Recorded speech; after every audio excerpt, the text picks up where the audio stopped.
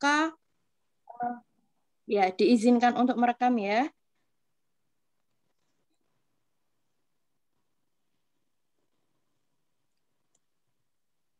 Supaya pembelajaran hari ini berjalan kondusif, mohon di-mute mikrofonnya supaya suaranya hanya dari satu sumber, yaitu dari saya.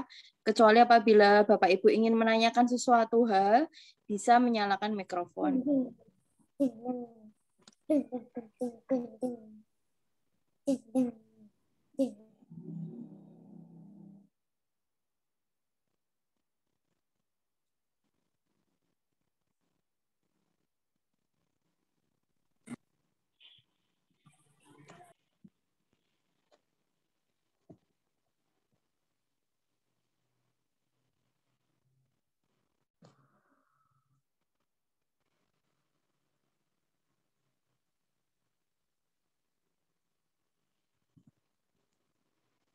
Oke, sebelumnya saya ingin bertanya bagaimana apakah dari Bapak Ibu semua proses pendaftarannya sudah berjalan lancar atau ada kendala sampai dengan hari ini?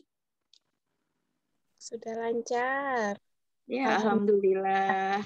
Ya, apabila ada kendala, memang info dari teman saya ada kendala untuk pendaftaran di beberapa hari ini ya.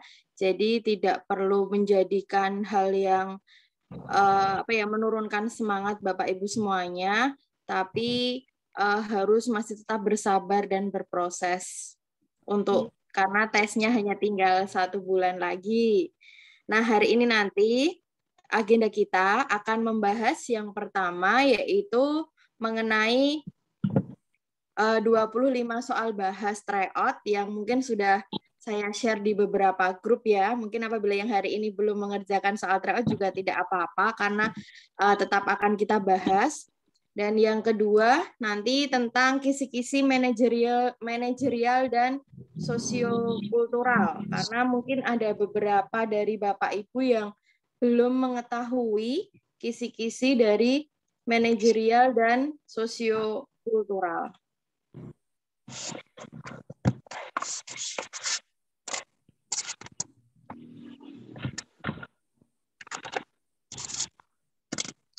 Yang pertama dari pembahasan tryout terlebih dahulu.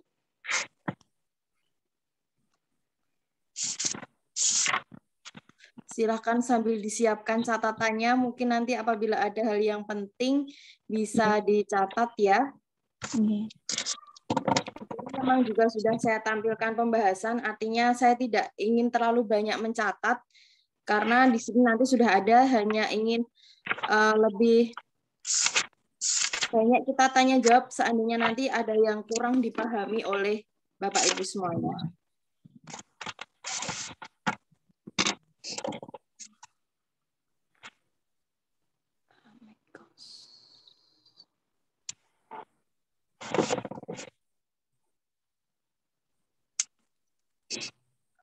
Oke, sebelum kita mulai kegiatan sore hari ini, marilah kita berdoa bersama-sama agar kegiatan hari ini berjalan dengan lancar, tanpa halangan suatu apapun, dan kita memperoleh ilmu bermanfaat, serta Bapak Ibu semua dapat lolos P3K 2021. Amin. Allahumma amin.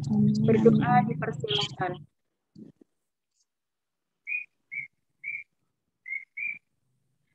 Cukup.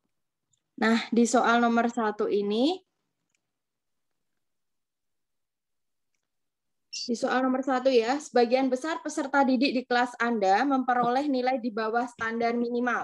Nah, Bapak Ibu, ketika kita mendapatkan kata di sini adalah di bawah standar minimal, maka apa yang ada di bayangan Bapak Ibu semuanya kalau ada kata di bawah standar minimal?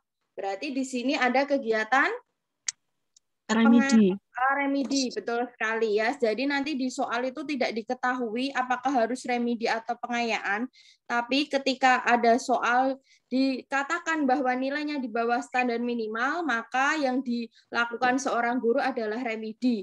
Maka tindakan A sampai E yang termasuk dalam remedi adalah yang Kak Popo.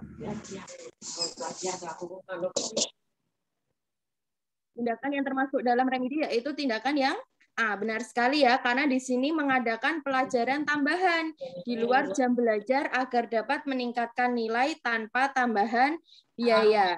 Ya, soal nomor 1, saya rasa tidak ada kesulitan. Apakah ada yang mau ditanyakan dari soal nomor 1? Tidak ada ya. Saya lanjutkan. Untuk soal nomor 2. Terkait suatu kesanggupan melakukan hal tertentu, pada umumnya saya akan, berarti di sini yang ditanyakan adalah apa? Kesanggupan kita dalam melaksanakan suatu kegiatan. Kalau kita pilih yang mana? Kalau kita pilih yang A, dalam waktu yang sama melakukan berbagai kegiatan, itu tidak profesional. Ya. Yang B, hanya melakukan kegiatan yang relevan dengan kegiatan utama. Itu juga baik, tapi coba kita simpan dulu untuk yang lain. Kita cek yang C, melakukan kegiatan lain sekedar sebagai selingan. Nah, itu juga sebenarnya juga lumayan bagus ya. Kalau yang D, lebih banyak melakukan kegiatan lain yang seru. Nah, kata seru ini juga kadang rancu kalau hubungannya dengan pekerjaan. Sedangkan yang E, menolak kegiatan lain sebelum tugas terselesaikan. Maka yang terbaik dari A sampai E itu adalah yang E. Kenapa? E ini menunjukkan kita mampu bekerja secara tuntas, fokus pada kegiatan yang terlebih dahulu, dan diselesaikan sebelum menerima kegiatan yang lain. Nah, seperti itu ya Bapak Ibu. Jadi nanti ketika Bapak Ibu menemui di soal tentang seperti ini, maka yang harus dilakukan Bapak Ibu adalah memilih yang E. Jadi kita tidak boleh melaksanakan kegiatan lain sebelum tugas kita itu terselesaikan. Saya lanjutkan di soal nomor 3.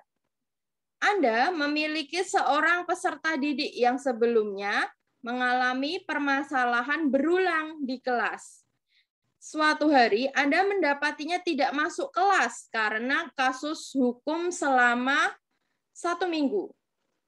Ketika peserta didik tersebut kembali masuk kelas, apa yang akan Anda lakukan? Nah, sebagai seorang guru yang profesional, apa yang akan kita lakukan apabila murid kita sudah 1 minggu tidak masuk karena hukuman, kemudian masuk kembali? Maka yang harus dilakukan seorang guru adalah, kita lihat opsi A. Opsi A ada kelemahannya. Apa kelemahannya?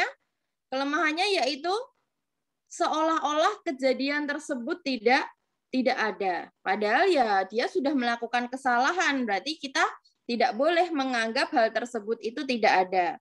Sedangkan B, mengajaknya bicara dan mendiskusikan apa yang terjadi. Biarkan peserta didik tersebut tahu bahwa Anda bersedia memulai semuanya kembali, asalkan ia tidak mengulangi perilaku tersebut. Nah, ini adalah sikap bijaksana sebagai seorang guru. Kalau kita pilih yang C, mengabaikan, nah nanti dia sakit hati. Apalagi yang D, menanyakan langsung, dia tidak masuk sekolah, padahal tadi sudah tahu tidak masuk itu karena kasus hukum.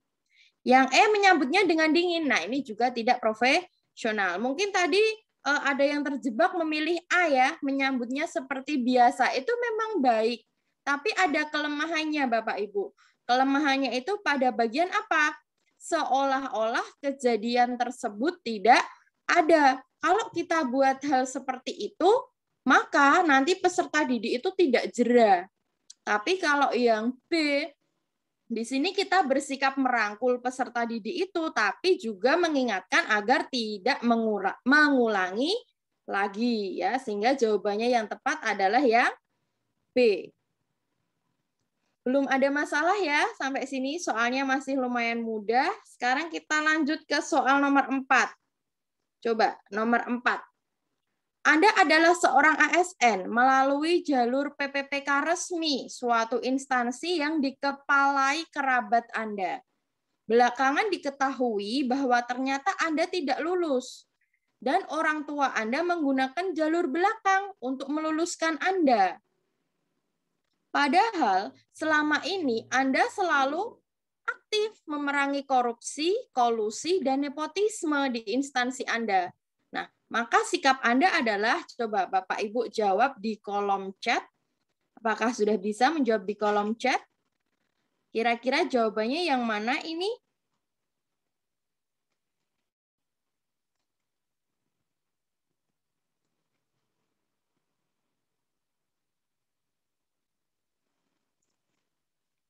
Apa yang akan dilakukan? Oke, ada jawab C ya. Ya, sekarang kita bahas satu persatu dari yang A. Menyesali perbuatan. Oke ya, menyesali dengan bersedekah membantu korban bencana. Ini kan nggak selesai ya masalahnya ya. Oke, memang bersedekah tuh baik, tapi dalam hal ini kita tuh keterimanya karena tidak lewat jalur yang benar. Maka A ini tidak menyelesaikan permasalahan. B, menasehati orang tua dan melaporkan kepada pihak berwenang. Ya, ini lumayan baik, tapi hubungannya dengan instansi tidak ada. Kita lanjut yang C, mengakui kecurangan. Nah, ini paling tepat. Kenapa? Dengan kita mengakui kecurangan berarti kita tuh sudah benar-benar sadar akan kesalahan yang telah kita lakukan. Mengakui kecurangan, kemudian apa? Menunggu keputusan instansi. Dalam hal ini kita siap. Misal kita diberhentikan karena kita melakukan, itu kan sama aja dengan nepotisme ya. Nah, kita siap. Nah, itu berarti sikap integritas kita. Yang D, menyesali perbuatannya benar. Tetapi apa? Di situ ada kelemahannya. Sulit memecat ASN. Kata siapa sulit memecat ASN? Ya kan? Kalau seorang ASN melakukan tindakan yang melanggar hukum, pasti juga akan dipecat. Yang meminta maaf dan melapor ke pihak berwenang. Meminta maafnya oke, melapor ke pihak berwenang oke, tapi di situ tidak ada pengakuan atas kecurangan yang telah dia lakukan. Beda loh ya, kalau kita meminta maaf saja sama mengakui hal yang sudah kita lakukan, itu adalah hal yang berbeda. Sehingga yang tepat nomor 4 jawabannya adalah C. Indikatornya apa tadi? Sudah saya katakan integritas. Sebagai seorang ASN, Bapak Ibu semua harus memiliki integritas. Integritas itu katakan benar kalau memang benar, katakan salah kalau memang salah, seperti itu ya. Nah, sekarang nomor 5 nih. Ini masuk ke dalam pedagogi ya. Pada saat di kelas-kelas awal sekolah dasar, nah harus langsung sudah ada jawabannya tuh karena ada kata apa? Di awal sekolah dasar. Kalau di awal sekolah dasar tuh otomatis apa otomatis? Otomatis ayo lupa apa ingat ini? Ini miliknya siapa ya ini yang ada sensori motori, praoperasional, operasional konkret, operasional formal, itu adalah Biasa. betul sekali. Nulisnya bukan bacanya bukan piaget lagi ya. Kalau dulu kan tulisannya piaget dibaca piaget. Nah, piaget dibaca piaze. Piaze di sini menyatakan bahwa ada berapa? Ada 4 ya ranah kognitif. Yang pertama itu tingkatan kognitif. Mohon maaf. Yang pertama yaitu apa? Sensori motori. Sensori motori usia berapa ya? Masih ingat nggak ya sensori motori? Sensori motori, ayo nggak usah buka catatan, ayo sensori motori, usia berapa? Sampai 2 tahun. Ya betul, 0 sampai 2 tahun. Terus sekarang yang praoperasional. Praoperasional usia 2 sampai dengan 7 tahun, benar sekali. Jadi batasan praoperasional adalah masuk sekolah dasar ya. Kemudian selanjutnya operasional konkret itu adalah SD kelas awal. Nah, sebenarnya tanpa Bapak Ibu baca seluruh, kan tadi saya bilang hanya sampai soal pada saat di kelas-kelas awal. Nah, itu langsung tahu jawabannya adalah operasional konkret. Seperti itu. Jadi nggak harus dibaca semua sampai terakhir.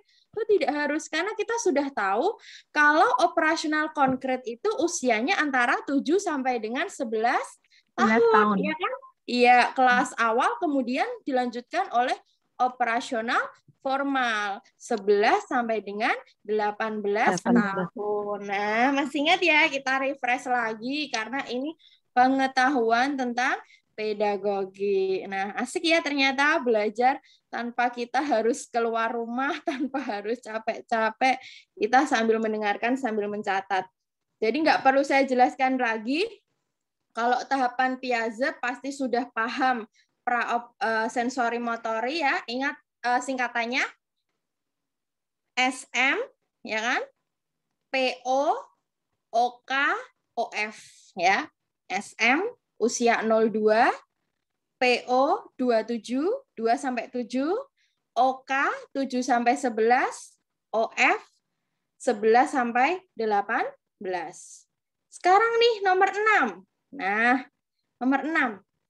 Di dalam proses pembelajaran, para siswa dihadapkan pada situasi di mana ia bebas untuk mengumpulkan data, membuat hipotesis, mencoba-coba, mencari dan menemukan keteraturan, mengeneralisasi, menyusun rumus dalam bentuk umum, nama lain generalisasi ya, kemudian membuktikan benar tidaknya dugaan.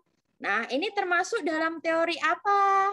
Teori konstruktivistik. Nah, coba saya tanya nih, teori belajar ada 4 kan ya yang sering kita bahas, yaitu behavioristik, kognitivistik, konstruktivistik, dan juga humanistik. Kenapa di soal nomor 6 tuh masuknya konstruktivistik? Coba ada yang bisa? Karena siswa berusaha untuk membangun pengetahuan melalui pengumpulan data. Iya, benar sekali. Ya, konstruktivistik di sini guru hanya berperan sebagai fasilitator. Jadi siswanya itu mengumpulkan data sendiri, kemudian nanti menyimpulkan sendiri.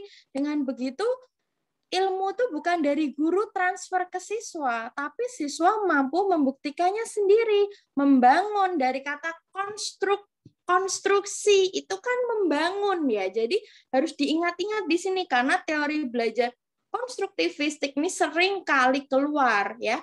Konstruktivistik di sini siswa mampu membangun pengetahuannya sendiri. Sekarang kalau saya tanya, kalau behavioristik, apa cirinya behavioristik?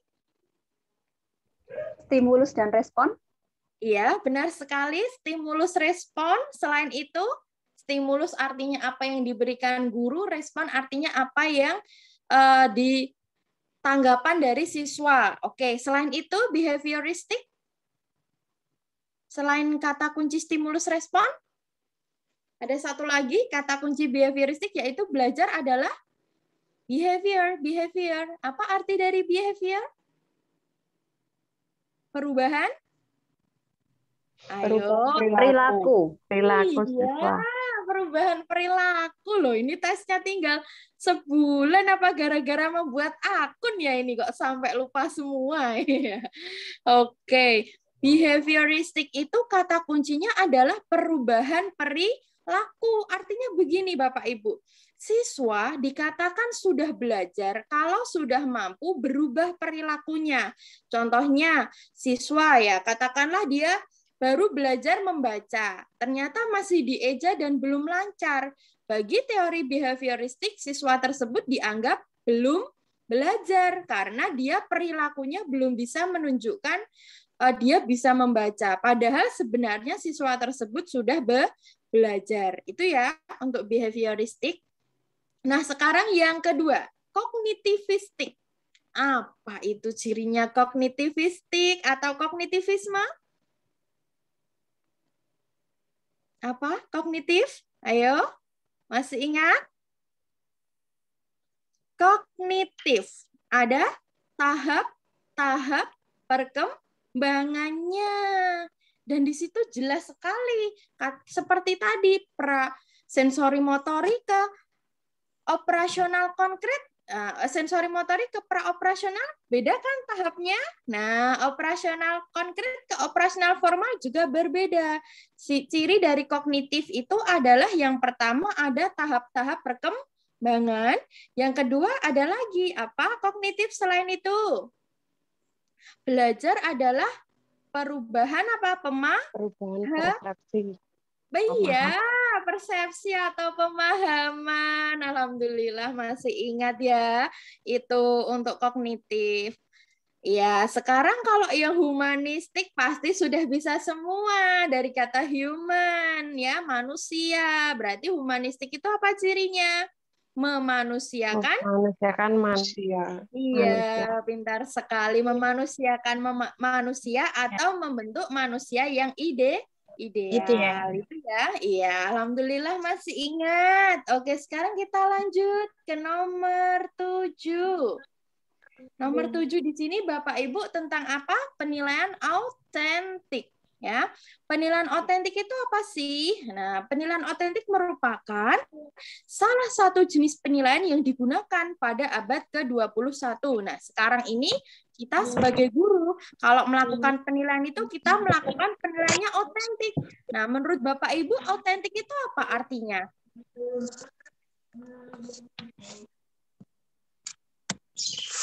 Contohnya begini, dalam satu buah pembelajaran, satu kali pembelajaran, kita melakukan penilaian langsung tiga-tiganya, ya kan?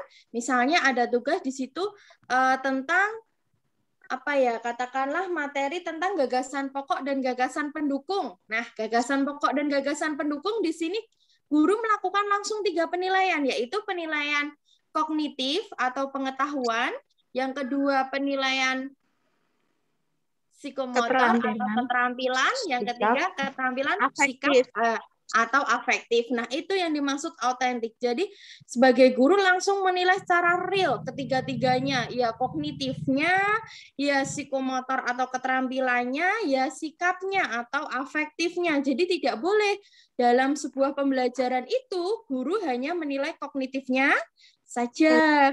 Nah, sekarang penilaian otentik itu meminta siswa untuk menggunakan proses yang sesuai antara materi yang sedang dipelajari dengan materi pada dunia nyata.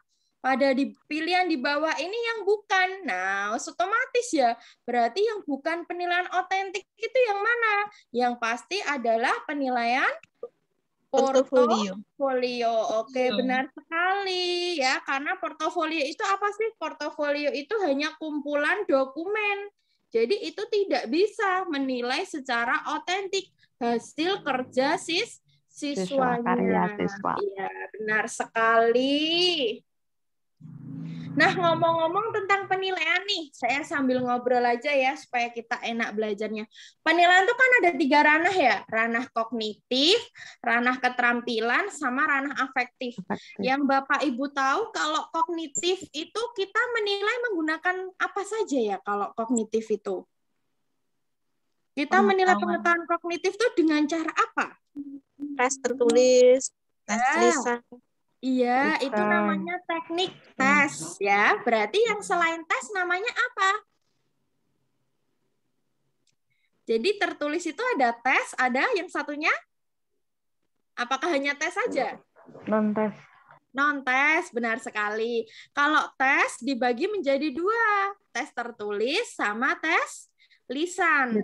Tertulis dibagi lagi jadi berapa? Ada pilihan ganda, ada isian singkat, ada uraian, ada menjodohkan. Nah, itu namanya tes kognitif yang tertulis. Kalau tes kognitif tes yang lisan ya contohnya tes lisan. Nah, sekarang kalau non-tes. Kalau non-tes menilai kognitif dengan cara apa? Pernah tidak Bapak Ibu menilai kognitif siswa tapi tanpa melalui tes? Pernah? Apakah harus dengan tes atau bisa dengan non-tes? Penugasan? Penugasan, ya, benar sekali. Apalagi di masa pandemi nih, penugasan terus. Nah, harus dihapus ya. Kasihan siswanya kalau kognitif penugasan terus nanti orang tuanya stres nanti. Nah, terus sekarang kalau keterampilan. Keterampilan itu dibagi jadi 3 penilaian. Yang pertama kinerja, yang kedua Proyek. proyek, yang ketiga Produk. oh, mantap. Kinerja, yang kedua proyek, yang ketiga Portofolio. Portofolio. ya portofolio. Nah, sekarang kalau kinerja itu sendiri juga dibagi jadi 2. Apa dan apa? Unjuk kerja dan produk. Iya, benar sekali ya. Kinerja itu yang dinilai bisa 2, Bapak Ibu. Unjuk kerja atau praktik, bisa juga produk. Itulah kenapa di daftar nilai Bapak Ibu. Keterampilan itu ada unjuk kerja atau praktek, ada produk, yang ketiga ada proyek. Portofolio tidak masuk dalam penilaian. Seperti itu ya. Sudah ingat ya bedanya kapan kita menilai menggunakan unjuk kerja, kapan menilai menggunakan produk, kapan menilai menggunakan proyek? Ayo. Kapan kita menilai menggunakan unjuk kerja? Pak Guru olahraga ada nggak ya ini? Pasti sering loh ini Pak Guru olahraga pakai unjuk kerja. Ketika apa ini unjuk kerja kita gunakan penilaiannya? Ketika yang dinilai adalah suatu proses, ya.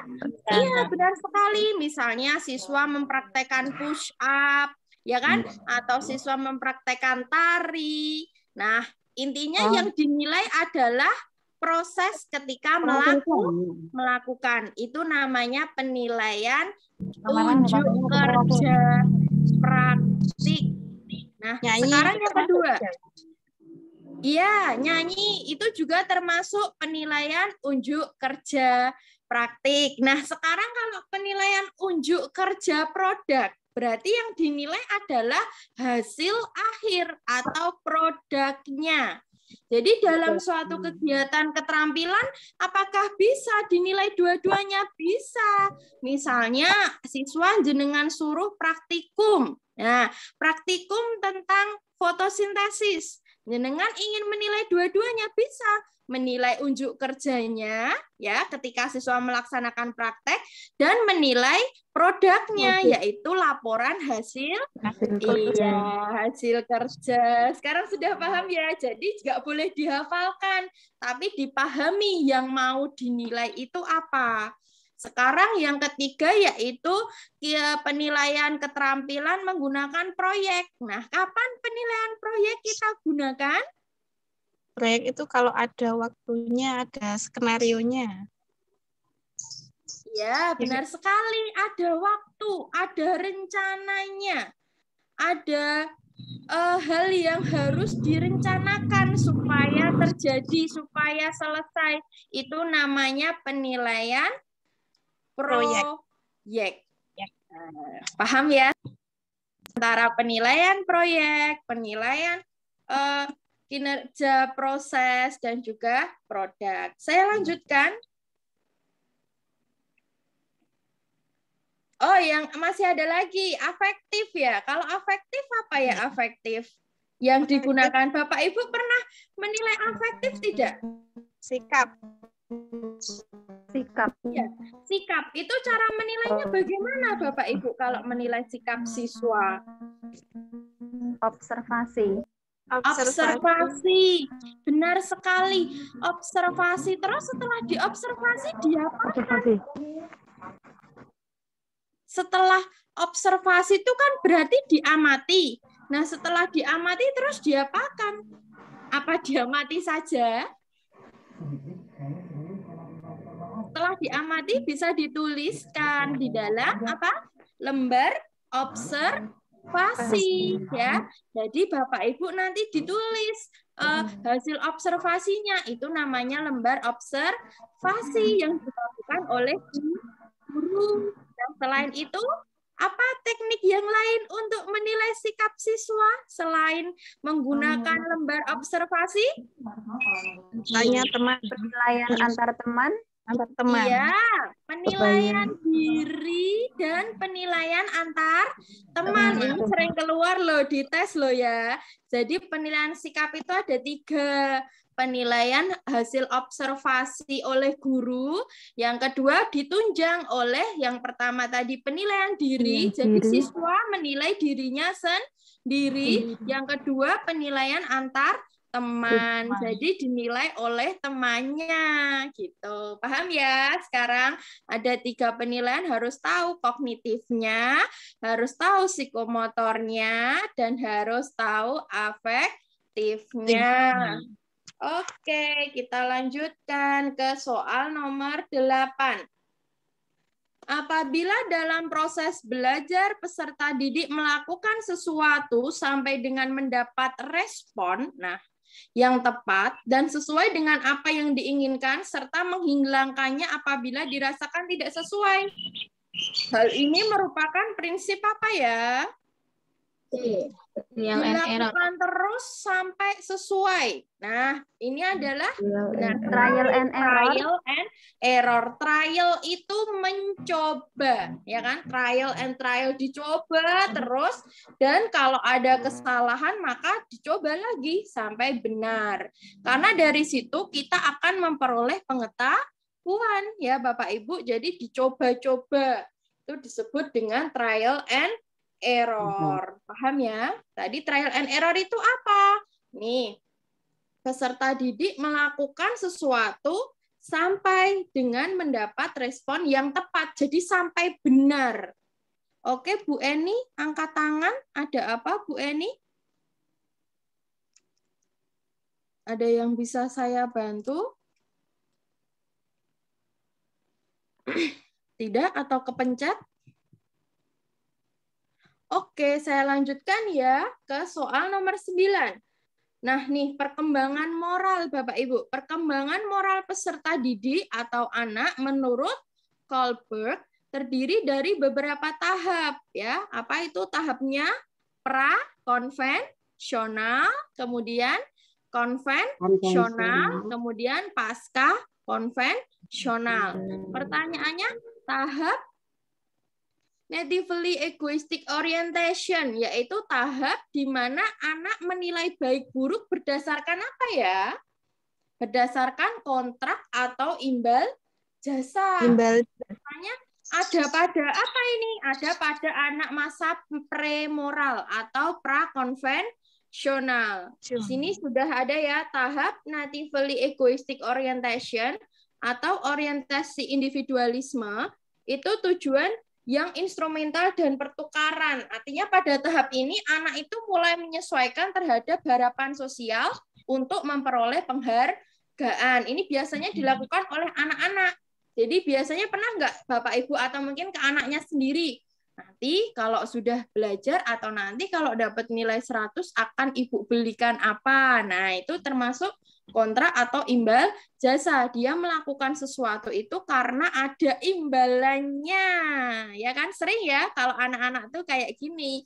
Jadi caranya kita ajak, yo supaya katakanlah kalau apa harus imbal jasa tuh harus berupa sesuatu yang dibeli. Tidak, kita sebagai guru bisa juga dengan cara itu Bapak Ibu memberikan tanda bintang. Nah, jadi dalam 1 hari apabila siswa mau bersikap baik, kita beri bintang.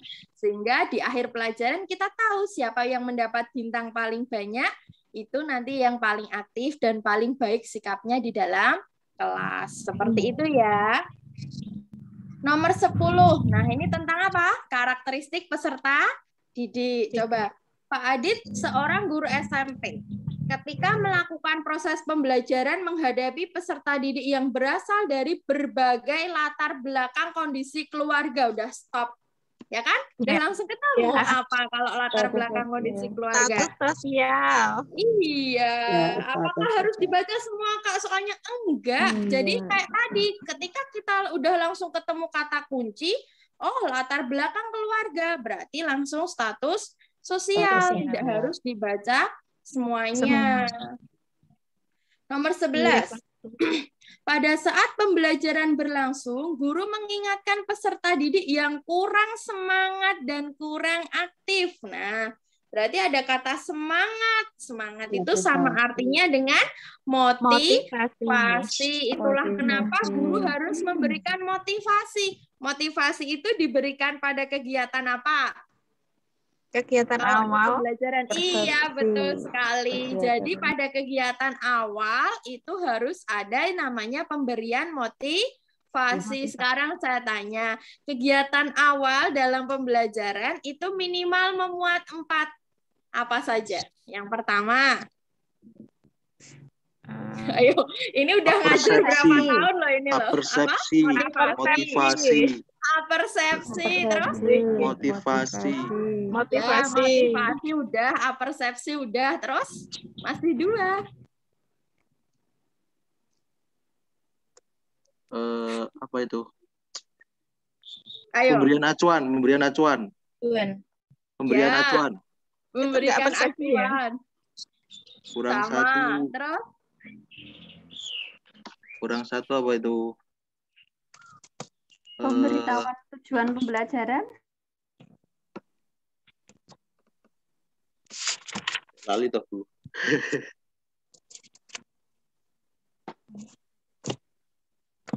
Motivasi, persepsi, pemberian acuan, kurang 1, kurang 1. tujuan. Tujuan, oh ya tujuan ya. Iya. Kan di awal pembelajaran harus dikasih tahu hari ini mau belajar apa tujuannya. Iya. Gitu ya. Jadi harus bisa membedakan.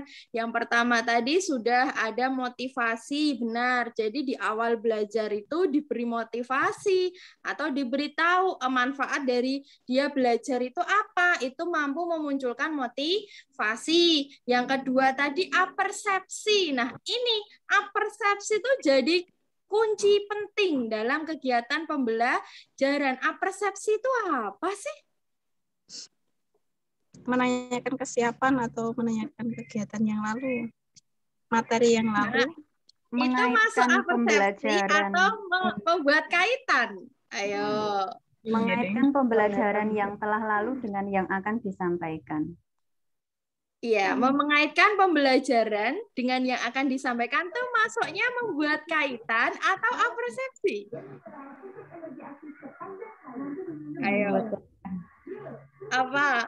Apersepsi itu yang dilakukan guru. Ya, silahkan. Apa, Pak?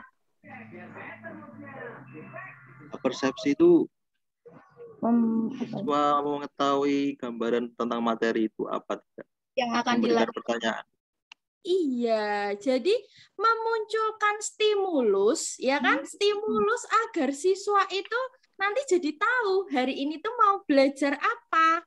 Nah, memberikan acuan. Nah, itu namanya apersepsi.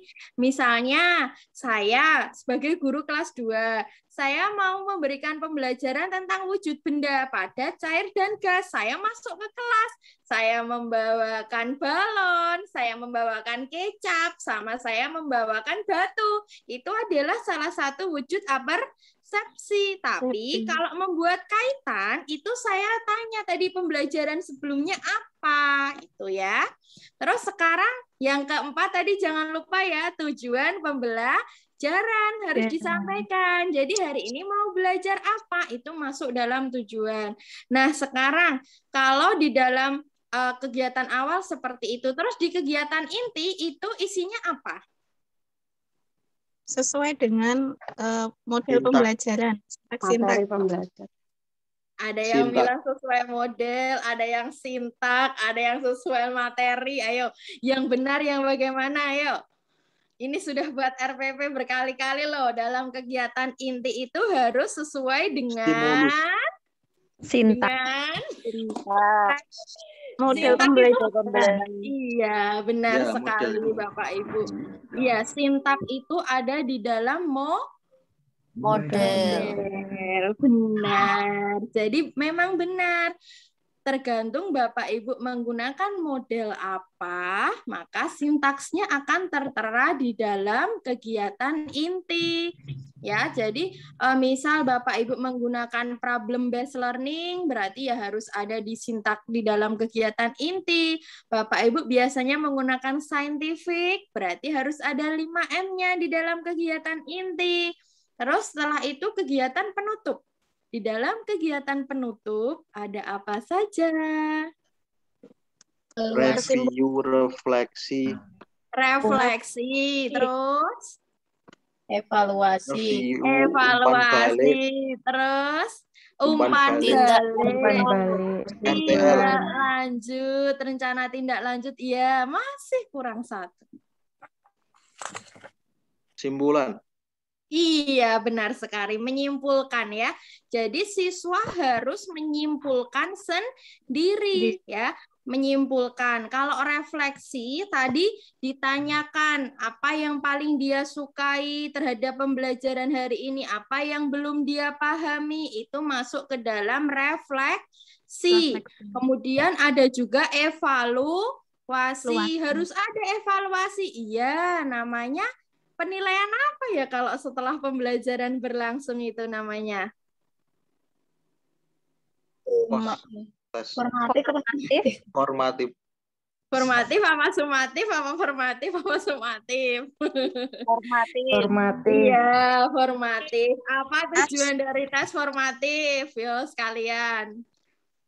Mengetahui pemahaman Penguasaan. setelah pembelajaran. Iya, mengetahui pemahaman keberhasilan sebuah pembelajaran. Apakah pembelajaran hari ini sudah berhasil atau belum? Itu tujuan dari tes formatif. Setelah itu ada RTL. Apa itu RTL? Rencana tindak lanjut. Kalau remedi seperti apa? Kalau pengayaan seperti apa? Sebentar ya, saya break. Sebentar.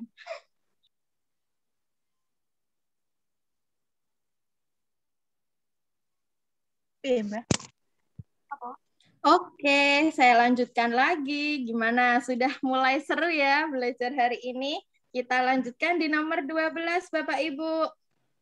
Pada suatu proses pembelajaran di taman kanak-kanak, peserta didik akan dikembangkan aspek motorik kasar. Nah, kemarin motorik itu kan ada dua, motorik halus dan motorik kasar. Hati-hati, di sini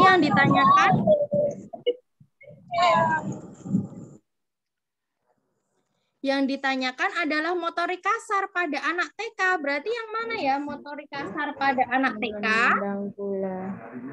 Iya, benar sekali. Menendang bola. Ya. Jadi kalau yang lain itu yang memasang puzzle, mewarnai, meronce itu menggunakan motorik halus. Ya. Sip. Wah, pintar semuanya. Yuk nomor 13 yuk.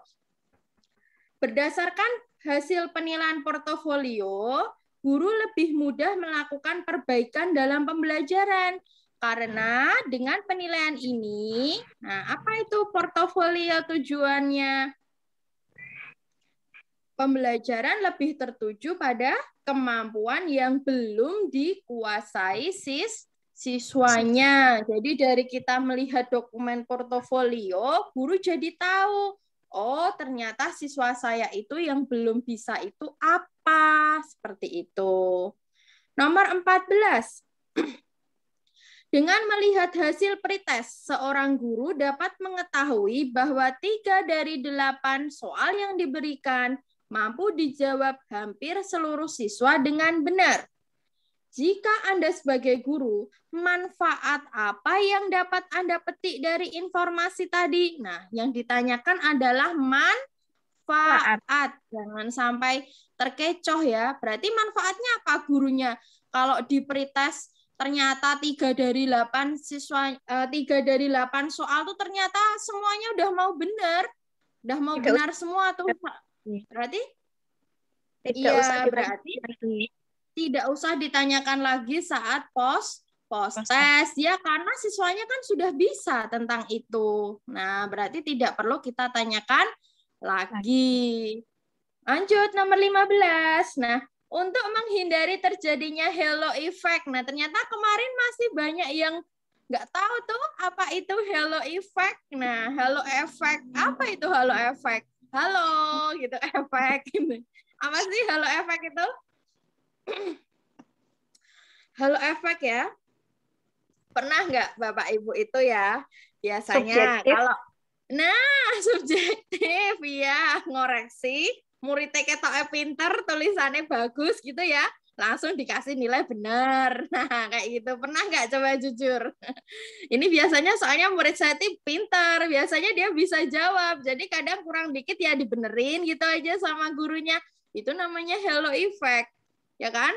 Nah, maka bagaimana cara kita supaya kita tetap objektif dalam menilai halo effect adalah caranya dengan nama dan nomor peserta kita ganti dengan kode lain. Jadi dengan seperti itu kita menilai benar-benar secara objektif ya, karena kita nggak boleh subjektif dalam menilai. Berarti jawabannya adalah yang A. Nomor 16. Seorang guru ingin mengetahui sikap atau reaksi siswa terhadap peristiwa tsunami di Aceh. Nah, yang ditanyakan apa tadi? Reaksi. Yang dinilai adalah reaksinya. Berarti cara menilai reaksi adalah dengan pengamatan langsung. pengamatan langsung. Karena dengan kita mengamati langsung, berarti guru langsung bisa mengetahui emosi, reaksi atau emosi siswa terhadap kejadian tsunami. Begitu ya, bukan soal yang sulit. Nah, ini nomor 17. Karena nanti di soal teknis itu ternyata kebanyakan itu materinya yang keluar juga tentang ini, prosem, silabus. Ada yang bilang promes, coba. Promes sama prosem, ayo. Karena kemarin di soal saya tuh ada dua-duanya loh, Bu. Ada prosem, ada promes. Nah, terus mau milih yang apa ya? Prosem apa promes ya? Prosem.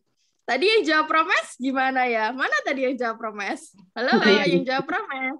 Yang betul promes apa prosem ya ini, teman-teman coba.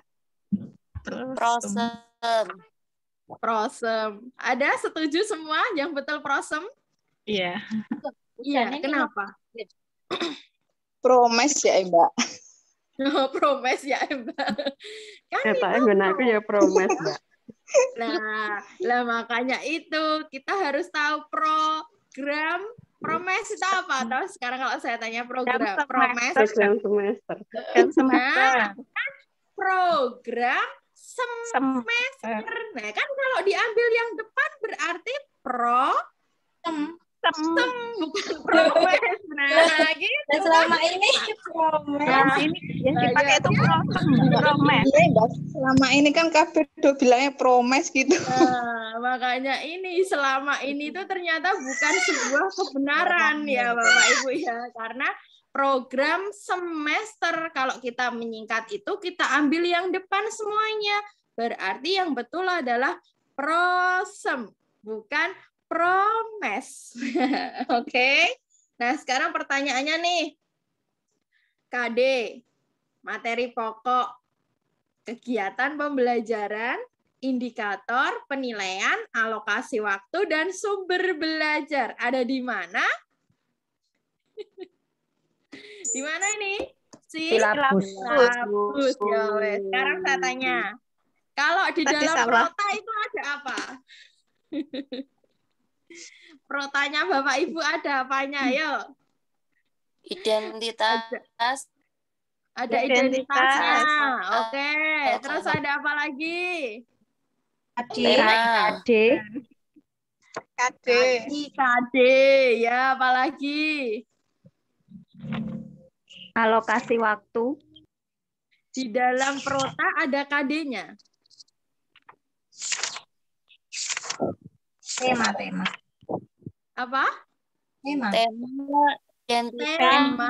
subtema. Iya, betul sekali. Tema dan subtema. Jadi di dalam prota tadi yang pertama ada identitas. identitas. Yang kedua ada tema dan subtemanya. Kemudian ada alokasi waktu. Iya kan? Ingat-ingat ya, di Prota itu adanya identitas, tema, subtema, alokasi waktu. Kalau kita singkat, IT Subalo. Identitas, tema, subtema, alokasi waktu. Aduh, suara saya baru 1 jam udah mulai habis. Terus yang prosem, bukan promes ya, saya bilangnya ya. Prosem. Ada apa? Identitas. Terus tema. Subtema. Pembelajaran. Ya, pembelajaran. Ada pembelajarannya? Ya. Terus alokasi waktu. Terus bulan sama minggu. Terus paling kanan adalah keterangan. Pinter ya, diulang lagi. Berarti tadi ada apa? Identitas, tema, subtema, pembelajaran, alokasi waktu, bulan, minggu, dan keterangan. Boleh disingkat sendiri. Silahkan. Nah, sekarang kalau silabus tadi sudah ada di soal ini tadi. Kalau silabus berarti tadi isinya apa saja? Isinya adalah materi, identitas. Ayo, semua harus diawali dengan identitas dulu. Identitas, terus KD, materi pokok, kegiatan pembelajaran di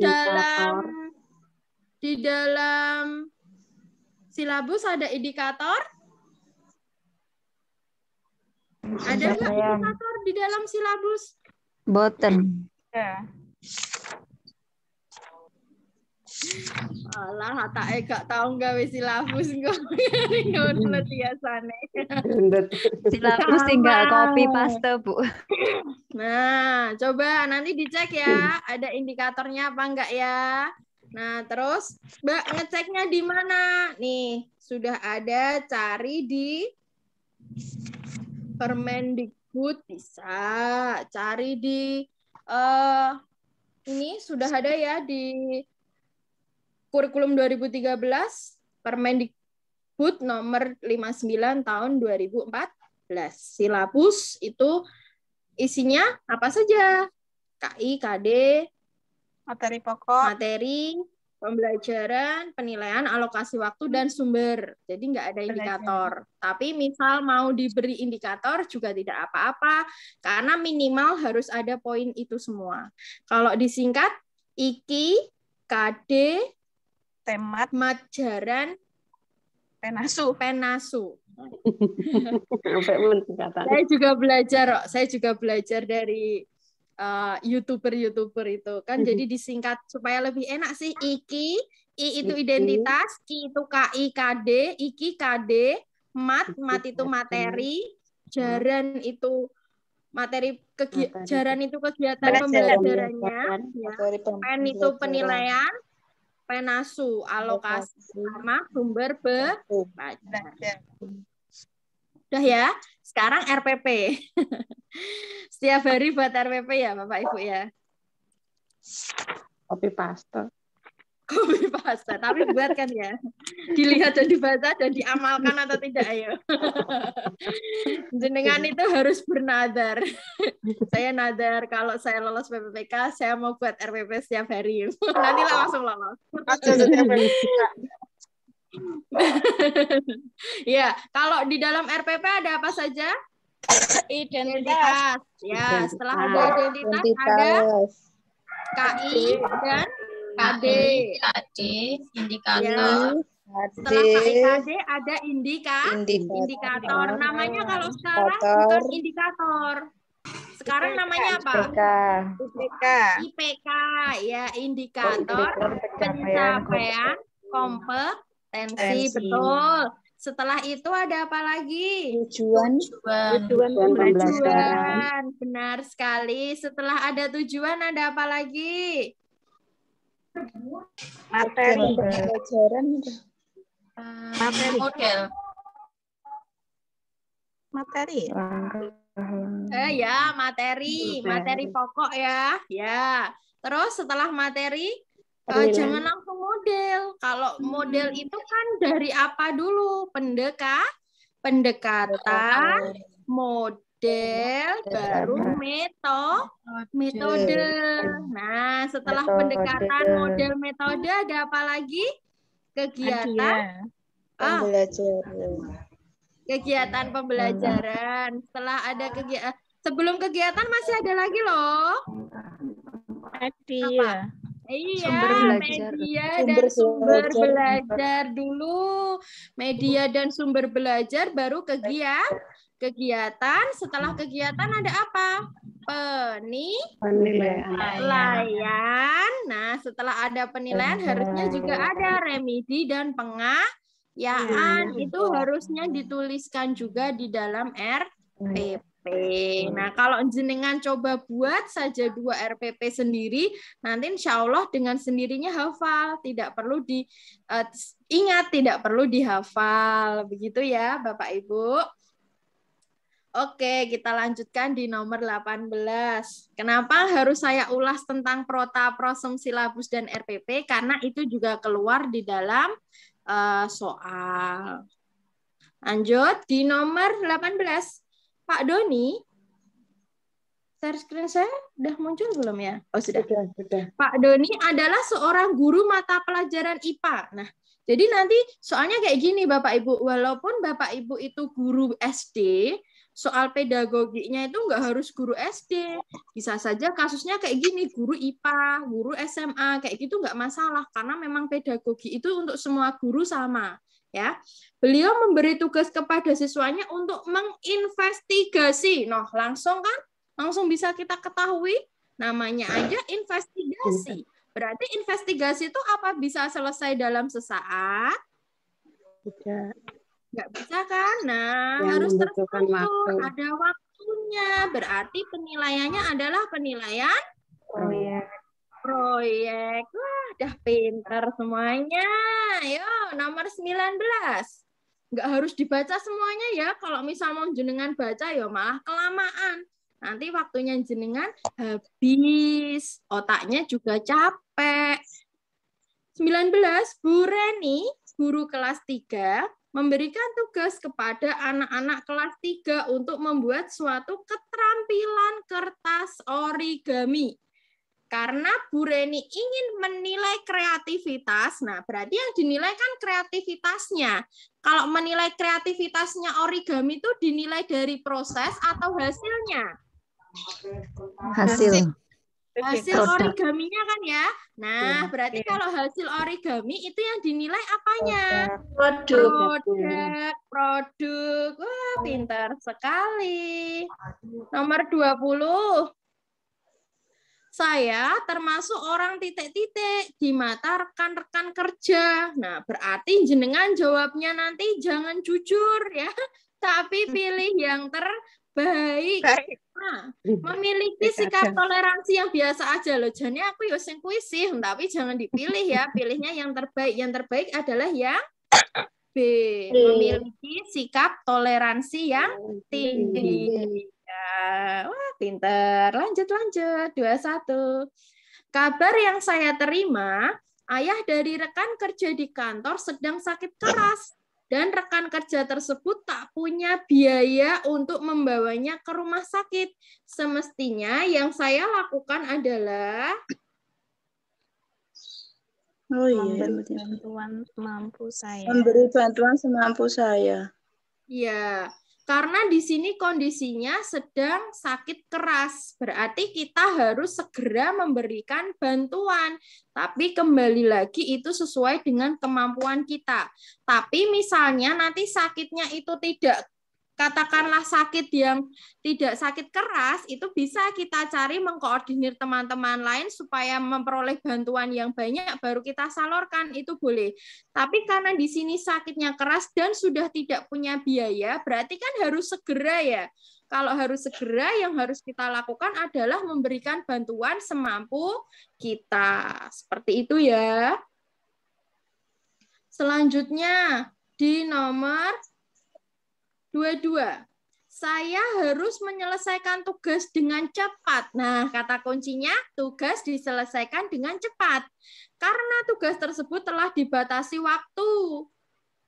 Beliau memberi batas waktu yaitu hari Jumat. Nah, ingat ya, kayak gini sering banget keluar.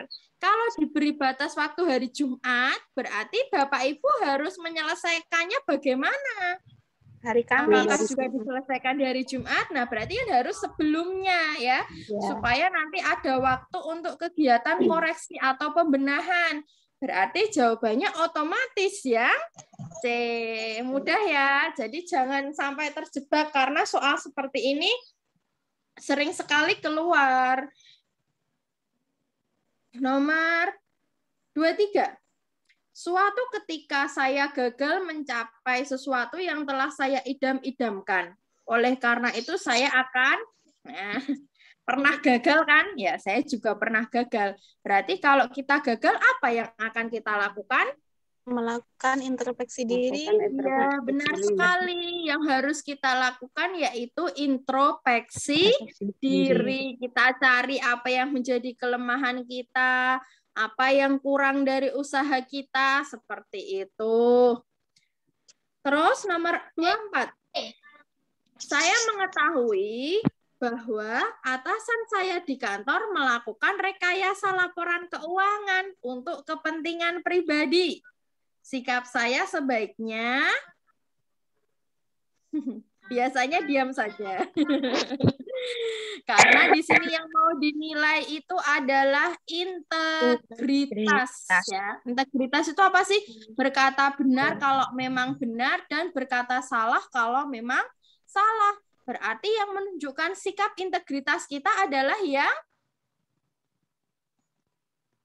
melaporkan atasan tersebut kepada pihak yang berwenang, karena itu menunjukkan kita memiliki sikap integritas. Nomor 25. Dalam suatu pengurusan administrasi atau surat izin di kantor tempat saya bekerja, ternyata banyak pegawai yang merupakan rekan kerja. Saya meminta uang tanda terima kasih. Nah, kalau dulu sering ya kayak gini ya. Kita mau ngurus sesuatu, disuruh pakai uang tanda terima kasih. Ke kantor ini ada administrasinya sekian, padahal seharusnya gratis. Nah, hal ini bertolak belakang dengan peraturan di kantor, bahwa setiap pegawai itu dilarang memungut upah atas kepengurusan surat. Maka tindakan saya adalah, kembali lagi, ini yang ingin dinilai adalah integritas Bapak Ibu semua. Nah, yang mana yang menunjukkan integritas? Yang A nggak mungkin. Nah, yang B benar ya, kita tidak terlintas sedikit pun kalau ingin melakukan hal tersebut. Nah, wah, sudah selesai ternyata 25 soal hari ini belajar bersama. Gimana? Bapak Ibu kira-kira ada yang mau ditanyakan tentang pembahasan hari ini dulu? Tentang penilaian tadi, Mbak, mungkin masih bingung. Oh yang ya. Tentang penilaian. Oke, penilaian yang apa yang mau ditanyakan? Tadi kalau keterampilan tadi, kalau hasilnya itu apa ya tadi? Produknya Ya, oke. Penilaian keterampilan ya. Penilaian keterampilan itu dibagi menjadi 3, yaitu penilaian kinerja, benar sekali. Yang kedua penilaian proyek. Yang ketiga ya. Jadi keterampilan itu ada 3. Yang pertama kinerja, yang kedua adalah proyek, yang ketiga adalah portofolio. Nah, penilaian kinerja sendiri dibagi jadi 2, yaitu praktik sama produk. Nih ya, jadi kapan kita gunakan penilaian kinerja praktik? Kalau yang ingin kita nilai adalah prosesnya. Proses melakukan sesuatu, itu praktik. Kapan kita gunakan penilaian kinerja produk? Kalau yang ingin kita nilai adalah hasil akhirnya, itu berarti produk. Kapan kita gunakan keterampilan proyek? Di sini kalau ada waktu pengerjaannya atau ada sebuah langkah-langkah tertentu, itu berarti sebuah proyek.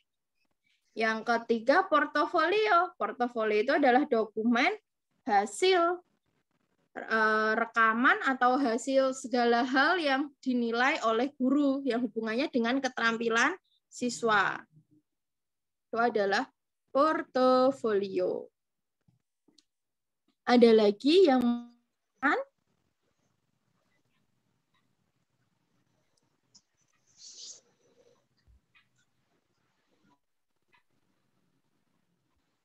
sekarang saya tanya, apakah di dalam program tahunan memuat indikator pencapaian kompetensi?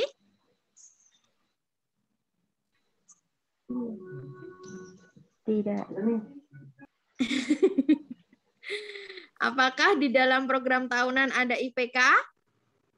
Tidak. Tidak. IPK letaknya di mana? Di RPP. Di RPP. Ya, di RPP. Tapi bolehkah IPK ditulis di silabus? Boleh, ya. Jadi guru boleh mengembangkan sendiri. Sekarang saya tanya, kalau KD itu boleh tidak dikembangkan oleh guru? Tidak. Tidak, ya. KD itu sudah sesuai dengan Permendikbud ada 3. Ini Bapak Ibu harus tahu. Permendikbud nomor 20, 21, 22, dan 23. Permendikbud nomor 20 isinya apa? Di-download ya habis ini ya. Nomor 20 itu isinya apa? S, K, L. Nomor 21 standar isi. Isinya KI dan KD. Nah, itu di situ sudah ditetapkan. Jadi tidak boleh diubah oleh guru. Setelah itu 22 itu standar proses. Nah, kalau Bapak Ibu mau tahu tentang silabus dan RPP, isinya apa aja, penjelasannya bagaimana di sini. Download Permendikbud nomor 22. Terus yang terakhir itu adalah Permendikbud nomor 23 tahun 2016, yaitu tentang standar penilaian. Jadi kalau pengen tahu ya di-download supaya tahu, karena pengetahuan ini nanti akan juga keluar di tes PPPK. Ini ya, tahunnya 2016 ya. Oke, ada lagi yang mau ditanyakan? Nggak terasa ini udah jam 5.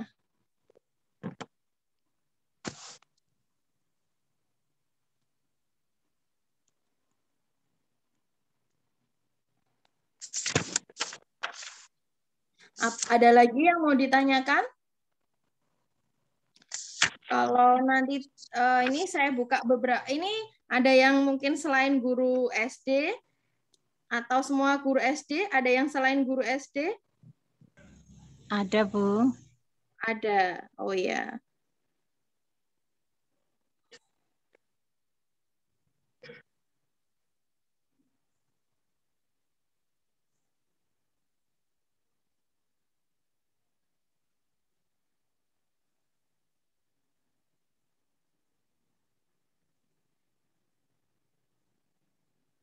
Ada yang mau ditanyakan? Nanti minta di-share file pembahasan tadi ya, Kak ya. Oh iya. Ini ada filenya, tapi kalau di Zoom kayaknya nggak bisa nge-share ya itu. Iya, nanti File ya? di-drop aja.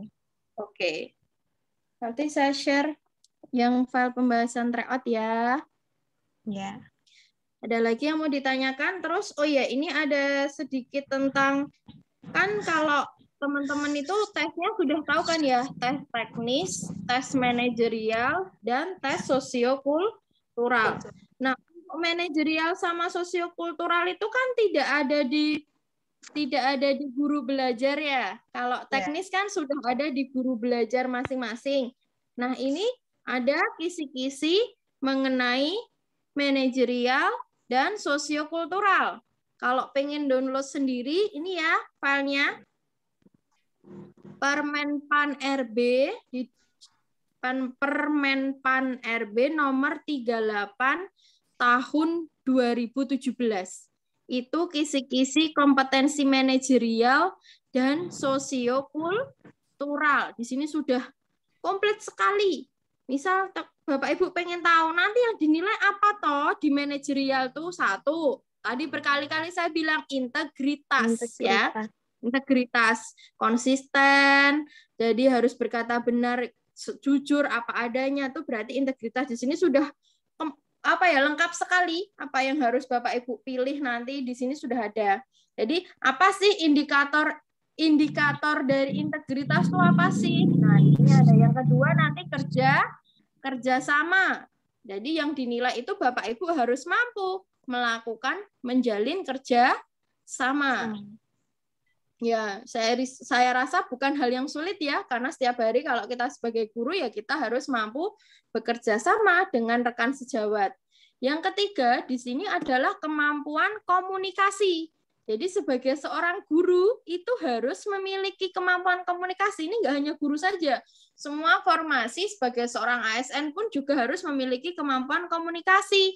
Apa itu kemampuan komunikasi? Mampu menerangkan pandangan dan gagasan dengan jelas. Jadi kalau ngomong nggak belibet, nah itu artinya memiliki kemampuan komunikasi. Kemudian mampu memberikan argumen dengan logis, baik itu secara lisan maupun tertulis dan lain sebagainya. Nanti silahkan di-download, bisa ini. Tadi saya share-nya Permenpan RB nomor 38 tahun 2017. Jadi setelah ini jangan males ya, langsung download Permenpan RB nomor 38 tahun 2017. Kemudian tadi Permendikbud nomor 20, 21, 22, dan 23. Ada lagi pertanyaan?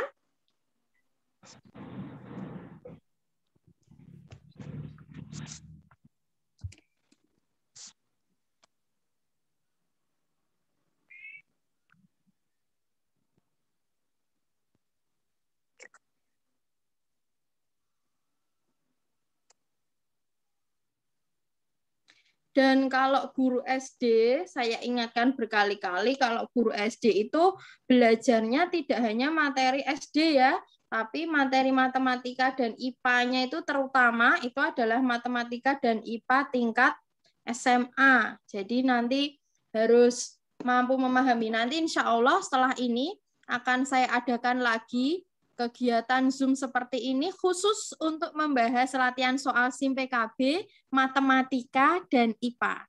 Nah, nanti silahkan, ini gratis, jadi siapa saja boleh Bapak Ibu ajak untuk bergabung belajar bersama. Akan saya rencanakan, saya laksanakan hari Minggu depan. Jamnya juga setelah asar, insya Allah nanti akan saya laksanakan lagi untuk pembahasan soal SIM PKB, baik itu matematika dan IPA. Oke, nanti pembahasan record Zoom bisa disaksikan di channel YouTube saya ya, Intan Purnomosari. Karena setiap pembahasan gratis akan saya rekam dan saya bagi bisa belajar bersama. Semoga nanti apa yang menjadi mimpi Bapak Ibu semuanya dapat lolos.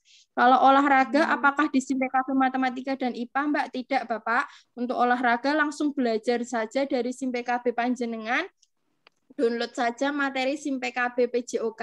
Kalau Bapak ada kesulitan mendownload materi SIM PKB PJOK, bisa meminta kepada kami materinya, jadi nanti tinggal belajar dari situ. Itu ya, kami sudah mendownload semua materi, jadi dari tim kami sudah mendownload PJOK, sudah mendownload PGSD, sudah mendownload matematika, katakanlah guru matematika SMP SMA, kami sudah punya filenya, dan seandainya Bapak Ibu meminta, akan kami berikan secara gratis. Semoga dengan seperti itu, Bapak Ibu makin semangat lagi belajarnya, karena ini waktunya tinggal 1 bulan lagi.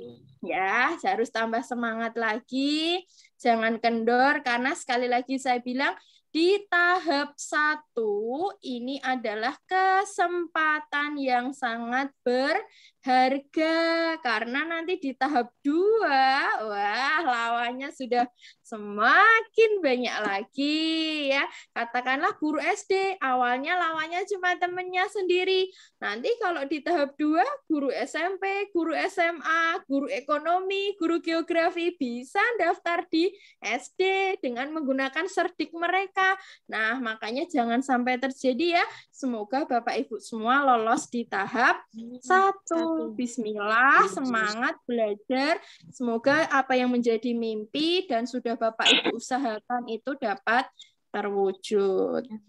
Amin. Oke, sekian pembahasan dari saya. Nanti kita ketemu lagi di hari Minggu untuk membahas tentang matematika dan IPA SIM PKB ya. Silahkan, saya cukupkan sekian karena tadi kita awali dengan doa, jadi kita akhiri juga dengan doa.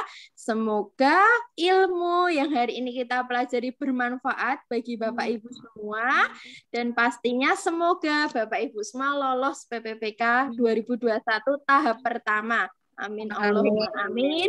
Berdoa dipersilahkan.